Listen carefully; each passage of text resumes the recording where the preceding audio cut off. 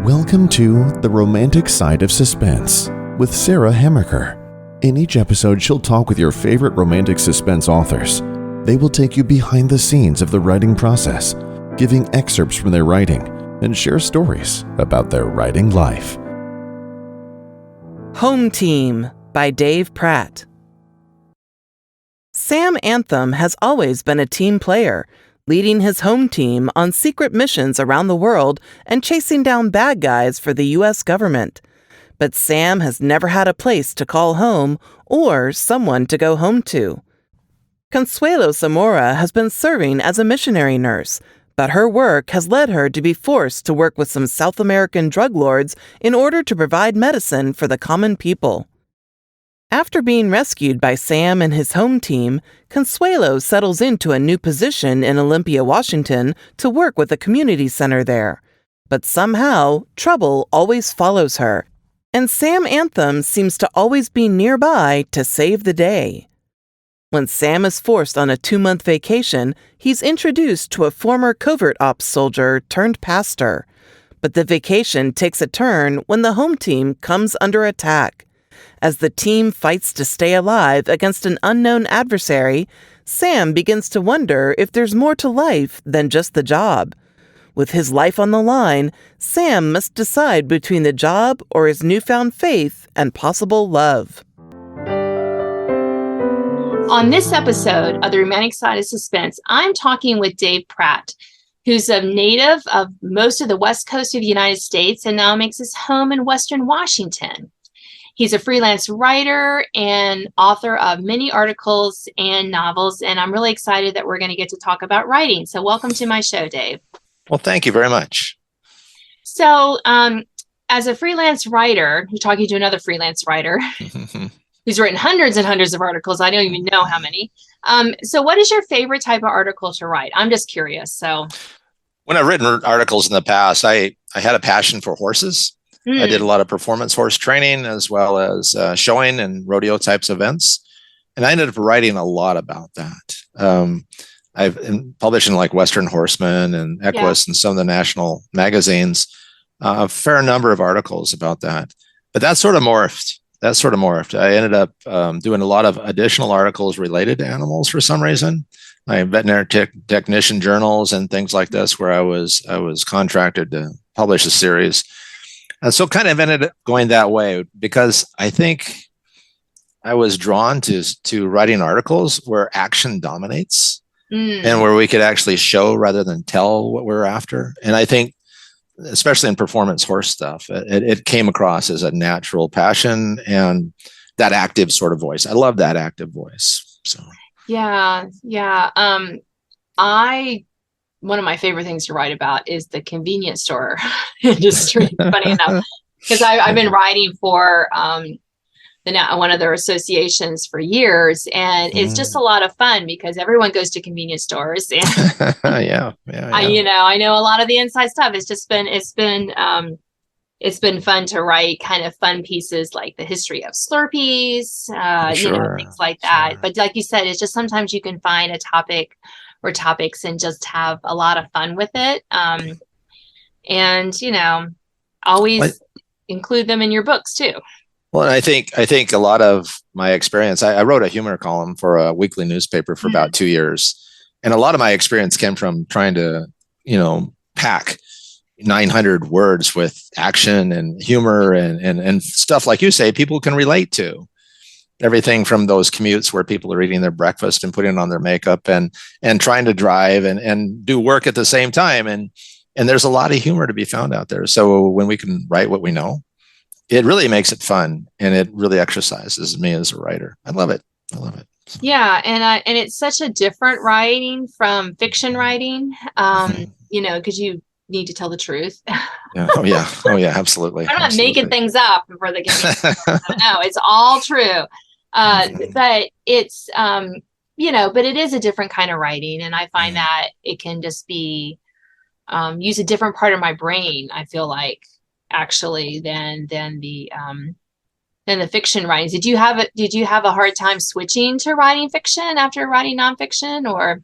Not at all. When I started in 1982 writing, Because as a lieutenant in the Army, I was braced by a captain when I was brand new in that career, until it stood me at attention literally and said, "Pratt, you can't write, you can't speak, fix it or you'll fail," and walked off. And it sort of shook me to my bones. I went and looked for a correspondence course in writing. The only one that was available was Writer's Digest short story course. So I signed up and did it. I did it. And I published a professional article and my first piece of fiction in the Worcester Gazette up in what do you call it, Worcester, Massachusetts. And of the two, I just fell in love with fiction. I've written tons of nonfiction, including project management books for what I teach and all, but my heart's always been in fiction. And when the idea for Home Team came up, it flowed. It was like a passion. It was something that doesn't make me tired. It doesn't feel like work. I just love fiction. I love it. So how do you fit it into, you're still working? Kind of. So how do you fit that in? How do you fit the fiction writing part into your life? Well, the beauty was that, especially during the pandemic over the last 3 years, I actually shut down my project management business right after the pandemic started. I finished my last major project, working with the state government and law enforcement, which also ties into the story. Wow. That's definitely in the storyline. And I ended up having more time. The only work I do now is to teach at a college. And I teach literally 4 days a month to do that. 4 hard days. But that leaves me time to write. And somewhere between that and grandkids and studying martial arts, which has been my life for 40 years, I managed to sneak it in. And it's when everything else is going on, sitting down and writing fiction. I'm crafting the 3rd novel in the series right now. Is something that it's like, for me, it's like breathing. It refreshes me. I love it. I love creating it. So what do you find is the hardest part of writing fiction? The editing.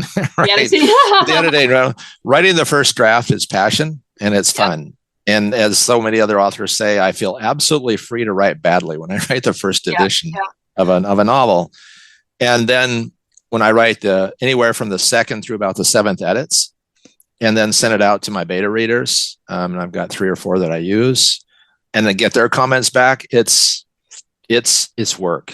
It's really hard crafting to make sure that you build that in.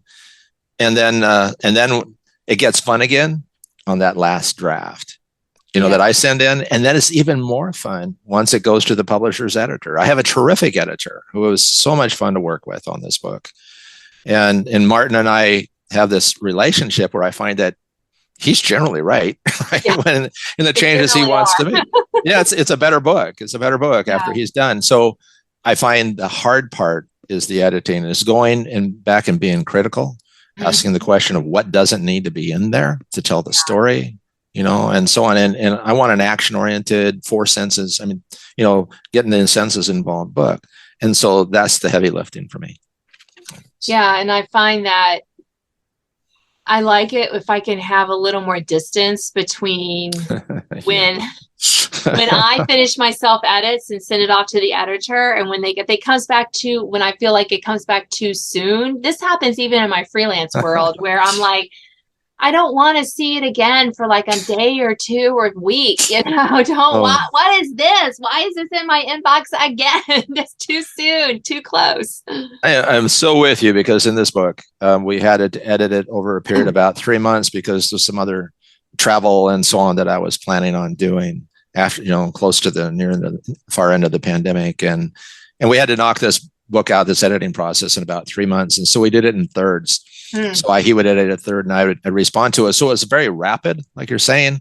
But after we were done and I submitted Martin, the editor, submitted the final copy to the managing editor of the publishing house, I'm like you.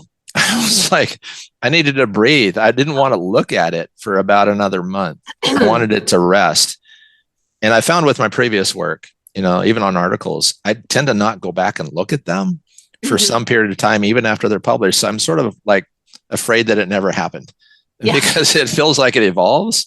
And it's like, and you start asking, where did those words come from? They actually sound good, but it couldn't have come from me. Right. But it did. And so I always wrestle with that dichotomy of loving it and sort of like wondering if it was if I'm going to like it when I read it. And I actually do love this book. I actually do like this book. It's a fun book. And the other funny, this probably happens to you too, Dave. Just as a writer, sometimes I'll write something and I'll send it off, and I think that is the worst thing I've ever read in my whole entire, whether it's an article or a book. And then generally I am like dead wrong. I know. This is great. And I'm like, oh, okay. I mean, because this is not a false humility. This is a genuine, this was just like, ugh. Yeah. Like struggled with the opening or the, whatever it was. And so I'm often. I am blessed.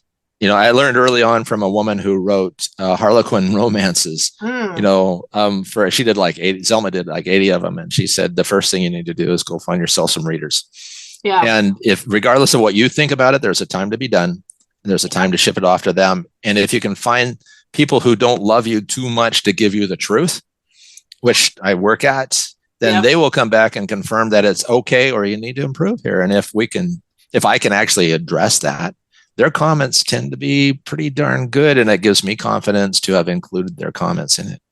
So I love that process. That helps me. Yes. Really. Yeah. And I think there was somebody mentioned this in a crit group I was in years and years ago, one of my early ones. And they said, look, one person says it, maybe you can take it, maybe you can't. Two people say it, you better start paying attention. Yeah, and the same thing gets tripped up too many, so I was like, that was really good advice. I mean, not that you don't pay attention to the one person, but if it's the same passage and two people are like, I don't understand what's going on here, you got to think it's you, not them. Well, and I think that's it. I think what I learned from technical writing, even when I've done a lot of that and even refereed articles in journals and stuff because of my previous occupation in healthcare, is that if I could have someone who knew nothing about what I was writing, read it and understand it, then that would make me feel better. But not just one. I want, like you, 2 or 3 or 4. And I have 4 beta readers most of the time. And it's agony waiting for their comments. Yeah. But I know it's also always a better piece of writing when I consider their comments. Right. Yeah, no, it's always good to get that feedback. Although it's funny because sometimes readers will, after it's published, they'll come and they'll say, well, this is wrong. I'm like, yeah, okay. I really didn't mean that, because the thing of it is that no book is going to be perfect. Nope. And you hope for it to be as best as it can and not have egregious mistakes in it, but you do your best and you just go, okay. Yeah. But don't tell me about all the nitpicking things, because I really don't want to know. I am so with you. I had a little release party back in December for the book. It came out in November. And we had about 14 people over to the house that we communicate with a lot. And one of the persons came up to me and said afterwards, well, and I gave them all signed copies, nice, kind of like a release thing. And one of them came up, would you like me to give you comments and a review afterwards? And I said, well, no. No, I mean, no, really not. That book is in print. I mean, it's done. Yeah. It's the way it's going to be. I hope you like it. And, and it turns out she did. Yeah. Right? So, and I love that. And in this case, I just got a call from a retired Army Ranger who there's sort of a framework for that a little bit. And some of the characters who liked the book and asked to have lunch with me just to talk about it. And so for me, that's an affirmation. But if he started to give me a critique, I'd probably say, yeah, well, this is a short lunch. Well, at least that person at your book relaunch asked you before doing it. It's exactly right. That, because we all get the emails with all the stuff that's, I think I had one person, and I remember this was several books ago and years. Anyway, they were just like, started to tell me all that was wrong with it and all this. I mean, really like harsh stuff. And I was like, I was feeling a little bit, devastated a little bit. Cause you don't want people, she was like emailing me or something about it. I don't remember why she was emailing me, but anyway. And I had someone else say, it sounds like she's a frustrated writer herself, because the things she was saying weren't really, they were not really true. The things that she was nitpicking on were like, well, yeah, you could write it that way, but you can also write it the way I wrote it because I, know grammar. Well, I think it's like, I still compete in martial arts, not in the fighting and sparring part, but in thing we call forms. It's very passive. It's routines that you get judged on. And I remember somebody came up to me and said, "What, you did this wrong, and you did this right, and you did this wrong." And I was on the national team, so I'm thinking that's not bad. And it was a Pan American event, and I won. And that person was so critical, and I accepted their comments, but in my mind, I was thinking, I showed up. Where are you? Yeah. And when I hear critics of writers so often that are very, very free with their criticism, I have to think, you have about a 1 in 450 chance to get your book published.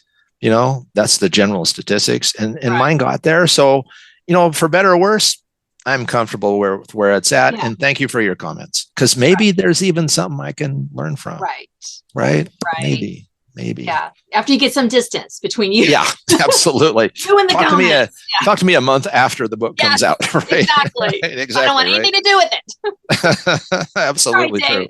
Yeah, this has been great, but unfortunately we're out of time. So thank you so much for being on my show. It's been a real blessing to talk with you. I love this blog, and I love the chance to talk with you about writing in my book. Thanks. Thank you. Yeah. Well, you have been listening to The Romantic Side of Suspense. I'm your host, Sarah Hammerker, and I've been talking with Dave Pratt. You can read more about him in the bio in the notes to this show, and stay tuned for a short excerpt from his most recent romantic suspense, The Home Team. Now an excerpt from Home Team by Dave Pratt. Through the binoculars, Major Sam Anthem carefully scanned the small adobe shack, squatting in the middle of the clearing. Through the 2 open, paneless windows that he could see from his position, he methodically cataloged the silhouettes of 3 men facing away from him on the near side of the building's interior, and 2 more leaning against the far wall. All held some sort of rifle. All but one looked quite young, perhaps in their teens. And they must have been rank amateurs, since they allowed someone on the outside to profile them. Sam squatted just inside a thick canopy of pine trees that towered over him. The lush green plant growth surrounding him would have been beautiful on a travel brochure, but in the oppressing midday Mexican heat on this humid morning, all he could smell was decaying vegetation and his own sweat. He brushed the thumb-sized beetle that perched on the toe of his soft-soled tactical boots. "Sorry, little guy," he muttered. "I'm not on your menu today." Still scanning the building's interior, he noticed one silhouette that stood out from the others. A female, and possibly the person identified in the morning's mission brief he and the other 3 members of his team had been provided before they infiltrated this portion of the Mexican countryside. A click sounded over the cochlear implant behind his left ear. Much like the implants used to aid the deaf, the implants he and his team used provided secure message radio reception. A button on the smartwatches they wore allowed them to change frequencies for the implants, as well as provided a convenient microphone for transmitting. "Home Team, status?" The voice sounded like the speaker stood right next to him, but it was transmitted from a small, nondescript office building in northern Florida, home base for the Extreme Operations Group. "Overwatch, this is Mike Tango. Status is 1 in holding," Sam replied, using his call sign and the number 1 to indicate he'd arrived at his assigned checkpoint. "Foxtrot X-ray 1 and standing by," Alan Farrell added. A tall, lean 29-year-old with long blonde hair, fair skin, and eyes so blue they stopped men and women in their tracks, Alan was point for the mission. A skilled operator known as Fox to the members of the home team, Alan held multiple master-level certificates in Okinawan karate, American kenpo, and Brazilian jiu-jitsu, and functioned as the team's expert in all things explosive. Romeo Mike, also status 1 and ready. Leah McCarthy, one of the 2 female members of his team, replied. Dubbed Romeo by the team, Leah was the team's armorer and sniper, At 5'1", 28 years old, with thick sunset bronze hair and wide dark eyes, she was often mistaken as the diminutive, soft woman she appeared to be. It was a judgment people only made once about the strong, driven woman with whipcord muscles. She hated the Romeo moniker the team assigned her, insisting it should be used for a male team member, but it only encouraged her teammates to use the nickname more. The final member of the team, Jessica Falcone, was last to respond. "This is Charlie Papa. Status is 1 and ready." She was a tall, elegant 30-year-old with thick hair the color of darkest night, bronze skin, and piercing brown eyes. Dubbed by the team as Cap, Jessica possessed the brain of Einstein, the trim of a professional athlete, and the fighting skills of a mixed martial arts champion, which she was. In addition to holding her own in just about any scrape, Cap guided the team through the myriad political and technological issues that confronted them as they carried out their unique sorts of missions that the Extreme Operations Group required. Sam considered the adobe hut before him as Overwatch reached out to him once more. "Mike Tango, what's the hold?" Sam sighed. He'd been looking forward to his team's latest mission, but more than once in recent months, he'd been diverted from the team's primary mission to clean up some secondary mess, such as rescuing yet another civilian who'd gotten lost in the jungle or kidnapped by bandits. "I need a friggin' vacation," he whispered, then felt guilty at the thought. When it came right down to it, he had little to complain about. Working for the U.S. State Department's Extreme Operations Group was what he'd trained for all his adult life. Rescuing this woman was a priority mission for his team, and today it would be his job to complete that mission. The group's director had briefed the team about a special non-governmental organization, or NGO, staff member missing in the area, Consuelo Zamora, a popular Christian missionary and medical aid worker known throughout Mexico as Paloma Blanca. She disappeared 2 days before. They suspected kidnapping for ransom, but no ransom demand had yet materialized. The director designated her rescue as a high priority for the team should the opportunity arise, and it had. On his final scan of the tiny adobe hut, Sam caught a good look at the face of a woman as she leaned away from the building's shadowed back wall and into the light. She was beautiful. Slender build, dark eyes, raven-colored hair, and mocha skin. He could swear their eyes met when he paused to examine her face through his field glasses. He called up her photo on the small tablet computer strapped to his left forearm and compared it with the woman in the adobe. There could be no doubt. It was Consuelo. With the identity confirmed, Sam whispered into his wrist mic. "This is Mike Tango. I have eyes on the secondary objective. She's captive in a small adobe 30 feet north of my location. I see 5 tangos with the subject, which seems like a lot of guards for a single hostage. Tangos are armed." Overwatch waited several beats before replying, "Understood. There's no way they could know we would be looking for her today, so I'm uncertain why the numbers should be so high. Can you handle the rescue solo, Empty, or do you need assistance?" That Overwatch dispensed with radio protocol and called him by his team nickname spoke volumes, suggesting the staff at headquarters might share his frustration at one of their operatives being diverted from the team's primary mission. Today's op plan marked a major departure in how the group and its boss, the U.S. Secretary of State, dealt with drug cartels south of the Mexican border. A lot rested on the mission's first-time approach to addressing the constant drug flow into the United States and turning that around. "Looks like amateur hour at this end, Overwatch," Sam replied. "I'm good solo on this one." "Roger, Mike Tango. Moving Empty to the secondary frequency," Overwatch replied. Fox, Cap, and Romeo, you are go for the primary mission on the current frequency. Good luck, guys, Sam whispered. Thanks for listening to The Romantic Side of Suspense with Sarah Hammerker.